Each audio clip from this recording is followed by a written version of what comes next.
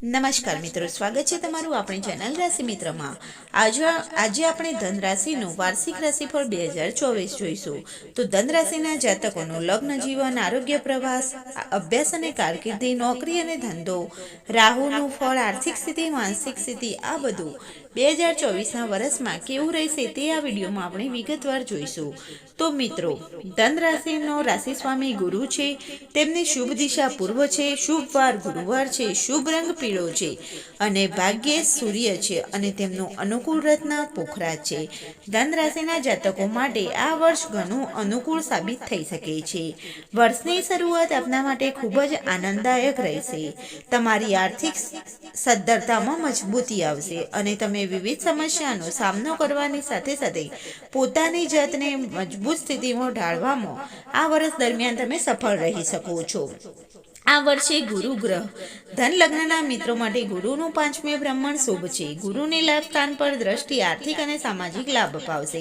આર્થિક દ્રષ્ટિકોણથી આપનું આ વર્ષ ઘણું સારું પસાર થશે અને તમે નિશ્ચિત આવકના સ્ત્રોતોમાંથી કમાણી કરી શકશો, જેથી આર્થિક સદ્ધરતામાં કોઈ પણ પ્રકારે સમસ્યાઓનો સામનો કરવાની નોબત નહીં આવે।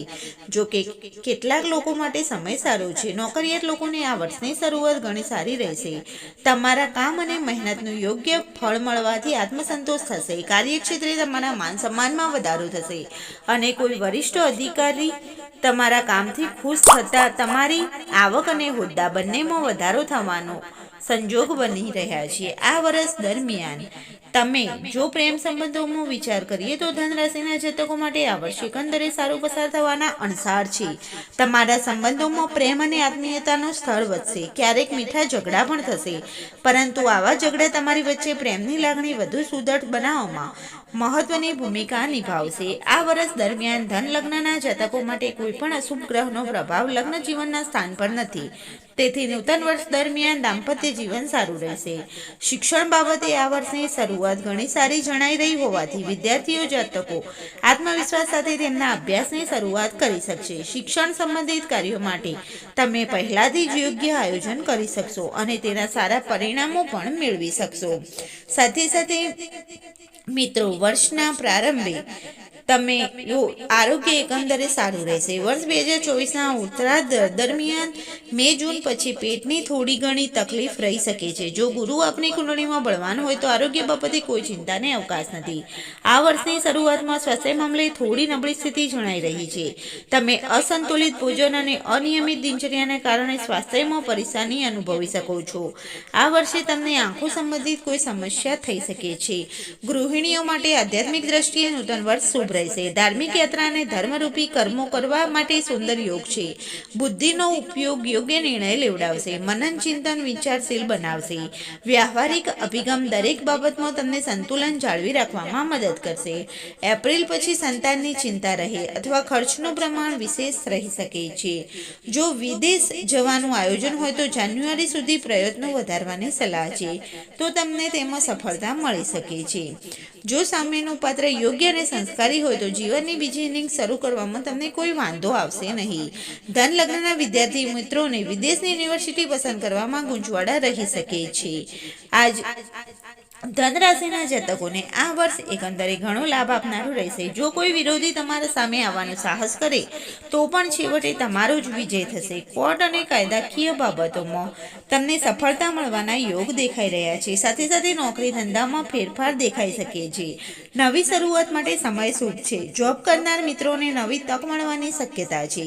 જો કે આવેલી તક જતી ન રહે તેનું ધ્યાન રાખવાનું પણ જરૂરી છે।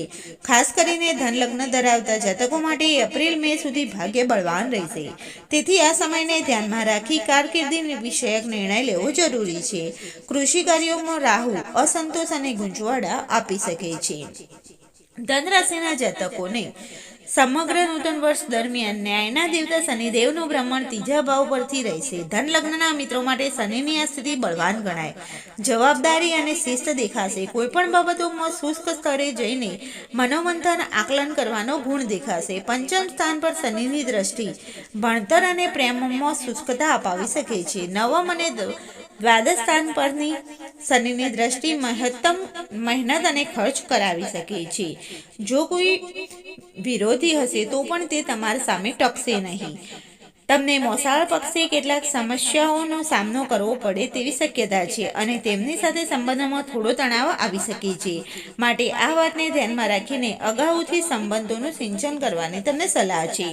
રાહુ ગ્રહનું વર્ષ રાશિફળ આ વખતે રાહુનું ચતુર્થ સ્થાન પરથી ભ્રમણ ભૂમિ ભવનની બાબતોમાં વિલંબ અને અસંતોષ આપશે. ખાસ કરીને માર્ચ એપ્રિલ પછી મિલકતમાં રોકાણ કરવામાં આવતી ગૂંચવાડા દેખાશે. વૃદ્ધ અને અશક્ત વ્યક્તિઓને રાહુ થાક અથવા શ્વાસની ફરિયાદ આપી શકે છે. તાજી હવામાં સૂર્ય સ્નાન લેવાથી રાહત જણાઈ શકે છે. સ્વદેશ છોડીને વિદેશ જવા માટે રાહુ વિલંબ પણ કરાવી શકે છે. તેથી આયોજન હોય તો પ્રયત્નો વધારી દો.